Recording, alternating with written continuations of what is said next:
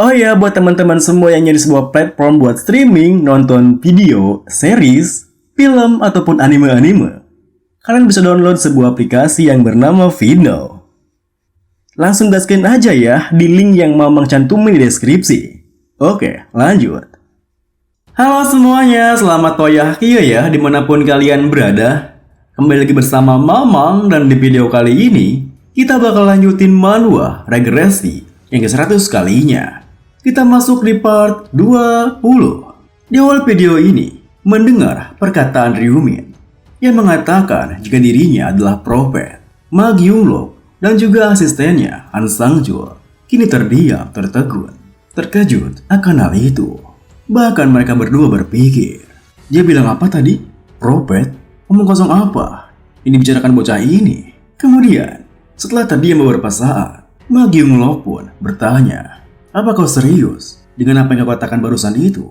Ryumin membalas, untuk apa aku berbohong? Ma Gyunglok pun melanjutkan, berarti kau ingin bilang kalau angka lotre yang kau tebak itu adalah hasil dari penglihatan masa depan yang menggunakan Rune of Yutursai. Ryumin menjelaskan, benar sekali, alasannya sama seperti ketika aku membeli Bitcoin dalam jumlah yang banyak. Aku berani menggunakan hampir semua uangku untuk itu karena aku percaya diri dengan kekuatan Rune of Yutursai yang kumiliki.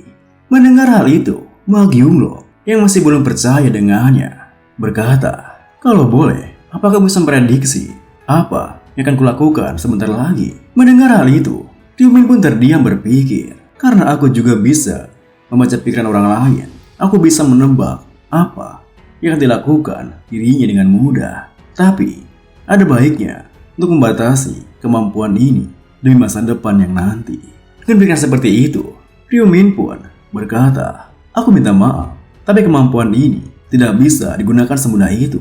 Kemampuan ini lebih sering muncul dengan sendirinya tanpa aku sadari.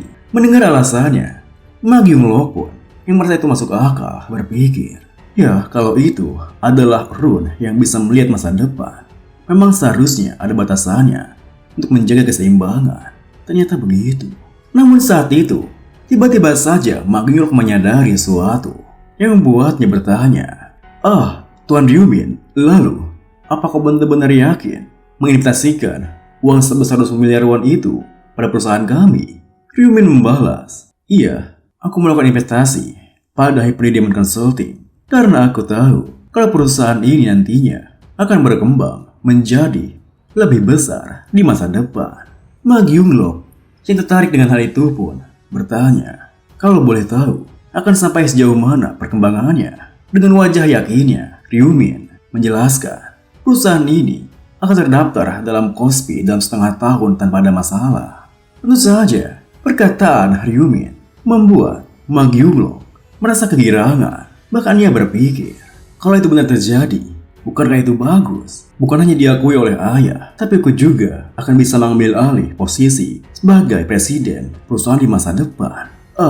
Sepertinya aku sudah kelewatan. Tak kusangka aku merasa senang hanya karena mendengar informasi yang masih belum pasti begini.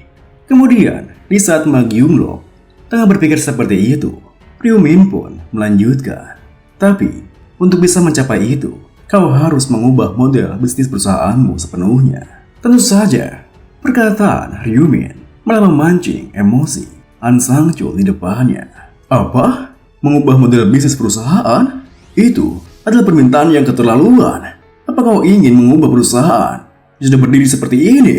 Apa kau juga ingin bilang kalau kami harus mengubah nama perusahaan? Melihat ekspresi emosi Han Sang-jul di sampingnya, Ma Gyunglok pun langsung menenangkannya. Kepada bagian An, tenanglah. Namun sayangnya, Han Sang-jul kembali merasa emosi ketika mendengar perkataan Ryumin selanjutnya yang mengatakan karena ada perubahan di dalam perusahaan, nah perusahaan pun juga harus diganti. Saking emosinya dengan perkataan Ryumin, Han Sang-jul pun kini berdiri menyangkalnya.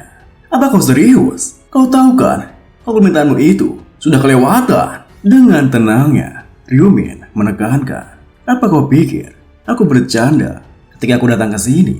Karena kalian berdua juga seorang player. Kalian pasti juga mengetahuinya dengan baik. Kerugian apa yang akan didapatkan ketika menguapkan rune milik sendiri. Aku sendiri sudah mengungkapkan rune milikku sebagai pemegang saham terbesar dan partner bisnis yang akan ikut berpartisipasi di dalam pengelolaan perusahaan ini di masa depan. Aku juga ingin membantu perusahaan ini untuk berkembang menjadi lebih besar. Kalau tidak seperti itu, untuk apa menginvestasikan uang 280 miliar won itu? Kalau kalian ingin perusahaan ini sukses, kalian harus bekerja sama denganku.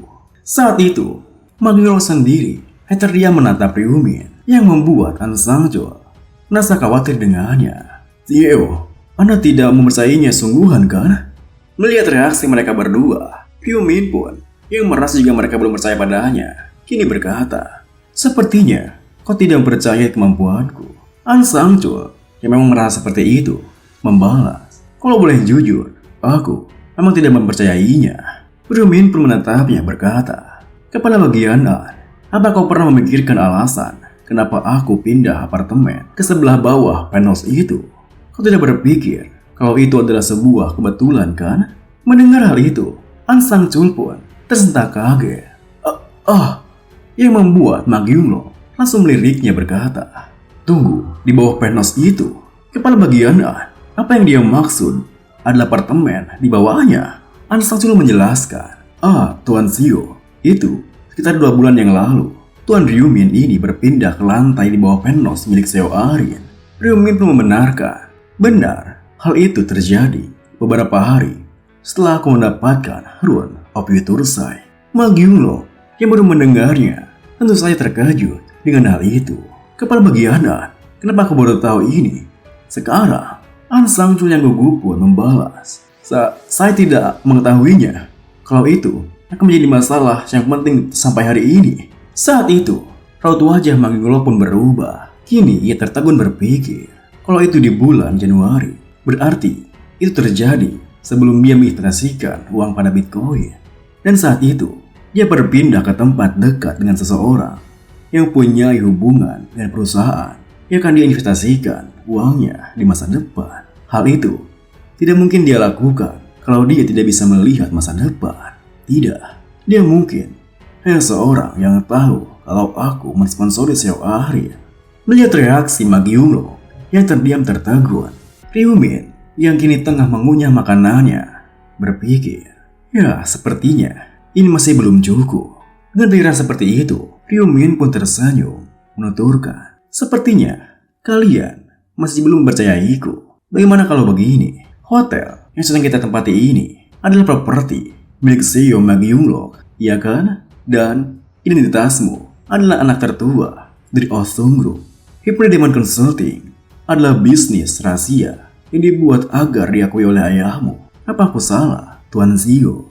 Mendengar perkataannya, An Sang-chul pun merasa semakin curiga terhadapnya. Bahkan dia berdiri dan dengan begitu emosi, ia berkata, siapa yang mengirimu? Itu informasi rahasia yang hanya diketahui oleh orang yang dekat dengan cowok saja. Meskipun saat itu An Sang-chul sangat begitu emosi, Magiulok sendiri masih tidak terlihat tenang. Bahkan ia berkata, tenanglah, kepala bagian An. Mendengar hal itu, An Sang-chul pun kini menghela napasnya minta maaf padanya. Saya minta maaf, Tuan Zio. Kemudian, dengan wajah seriusnya, Magiulok berkata, benar, semua yang kau katakan itu benar. Tapi, aku masih belum bisa mempercayainya. Informasi itu kau dapatkan dari melihat masa depan. Seperti yang kepala bagian An katakan, semua orang yang dekat denganku mengetahui informasi itu. Sebenarnya, aku malah mencurigaimu. Mungkin saja kau adalah seorang yang dikirim oleh pihak ketiga untuk membuatku jatuh dalam jebakan. Dan kau ingin aku mempercayaimu dalam situasi yang bertaruhkan namaku dan bisnisku.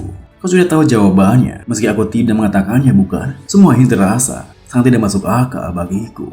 Aku juga ingin percaya kalau Rune of Yutursai itu benar-benar ada. Siapa yang akan menolaknya kalau hal itu bisa berguna untuk mengembangkan perusahaan? Tapi, apa yang kau katakan padaku itu sangat patut dipercaya, Tuan Ryumin. Aku berterima kasih karena kau sudah melakukan investasi pada perusahaan kami. Tapi aku juga ingin melakukan pertemuan dengan pemegang saham yang lain dan melihat permintaan mereka. Sudah menjadi pekerjaanku untuk mendengarkan mereka. Aku minta maaf tidak bisa membantumu dalam hal ini. Kalau begitu, aku permisi dulu. Di saat Ma Gyunglo akan bangun dari kursinya, Ryu Min pun yang tertunduk berkata, "Tunggu sebentar, Tuan Xiu." Perkataan Ryu Min pun membuat Ma Gyunglo kembali duduk di kursinya.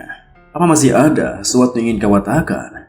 Saat itu, Ryu Min yang terdiam berpikir, apa hanya ini saja satu-satunya cara yang tersisa? Dengan pikiran seperti itu, Ryu Min pun berkata, bagaimana kalau begini? Aku akan berbagi informasi tentang round 4. Tentu saja, perkataan Ryu Min membuat Ma Gyunglo mengundurkan niatnya untuk bangkit dari sana.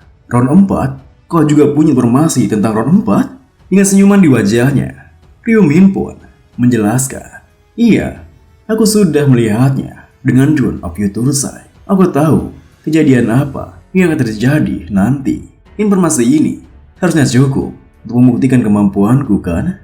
Beberapa saat kemudian, setelah mengatakan apa yang ia tahu tentang round 4, Ryu Min pun meninggalkan hotelnya. Kini, setelah kepergian Ryu Min, An Sang-chul langsung berdiri meminta maaf pada Ma Gyunglo. Saya minta maaf, Tuan Xiu. Saya tidak bisa mengendalikan emosi saya dan meninggikan suara saya tadi. Sembari melihat handphonenya, Ma Gyunglo membalas, tidak masalah, kau melakukannya karena kau ingin melindungiku. Mendengar hal itu, An Sang-chul pun menimpali. Kalau begitu, mumpung saya masih ingat, apa saya boleh memberitahu tentang satu hal lagi? Ma Gyunglo pun membalas, ya katakan saja, santai. An Sang-chul pun menjelaskan, saya sebenarnya masih mencurigai Tuan Ryu Min. Apa dia sungguh bisa melihat masa depan? Kalaupun dia memang punya kemampuan seperti itu, seharusnya dia bisa hidup dengan tenang dan damai sendirian. Tapi, kenapa dia malah ingin membantu kita? Mendengar hal itu, Ma Gyunglo pun terdiam sesaat, lalu berkata, kalau tidak salah, dia bilang ingin berkembang bersama perusahaan kita.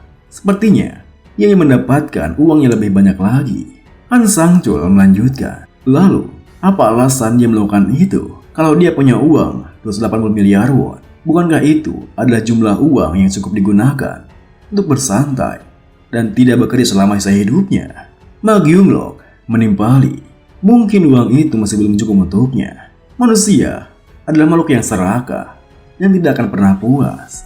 An Sang-chul melanjutkan, meskipun begitu, hal ini tetaplah terlalu beresiko. Masih menjadi pertanyaan, apakah rune sehebat itu memang sungguhan ada atau tidak?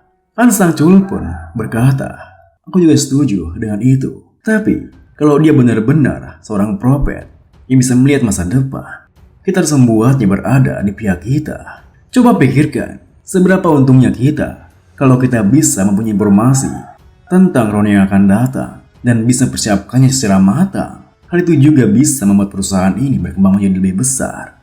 Bersamaan dengan Ma Gyunglo yang berdiri dari kursinya, An Sang-chul pun membalas, tapi kalau memikirkan apakah dia benar-benar prophet atau bukan, itu. Namun, sebelum An Sang-chul menyelesaikan kalimatnya, Ma Gyunglo langsung menyelanya. Kalau itu, kita hanya perlu menunggu saja, iya kan? Sementara itu, di sisi lain, terlihat Ryu Min yang tengah berjalan dengan santainya setelah meninggalkan hotel Ma Gyunglo. Saat itu, ia berpikir, setelah round 4 berakhir, dia pasti akan yakin kalau aku ini adalah seorang prophet. Ya, meskipun aku tidak mengatakan informasi penting seperti subquest atau bagaimana cara untuk masuk ke dalam peringkat. Tadi aku mengatakan round 4 nanti tidak akan membunuh monster, tapi malah akan menjadi pembantaian sebagian besar para player. Pada saat itu terjadi, kalian harus lebih waspada dan tidak boleh lengah. Seharusnya sebanyak itu sudah cukup untuk membuktikan kalau aku ini adalah prophet. Setelah itu, sikap mereka terhadapku pasti juga akan berubah. Mereka akan memperlakukan diriku dengan baik dan berusaha melindungiku karena aku adalah prophet. Siapa yang tidak mau ada prophet di pihaknya? Karena sekarang aku mengambil peran sebagai prophet, apa aku harus meneruskannya saja sampai ke depannya nanti? Kalau begitu, pertama, aku akan menghubungi. Dan video kali ini pun diakhiri dengan, setelah berpikir seperti itu, Ryu Min pun menghentikan langkahnya, lalu mengambil handphonenya dan mencari sebuah nomor yang akan ia hubungi. Terima kasih buat teman-teman semua yang udah nonton. Mohon maaf jika ada salah-salah kata atau pengucapan Mamang yang kurang jelas. Sampai jumpa di video berikutnya.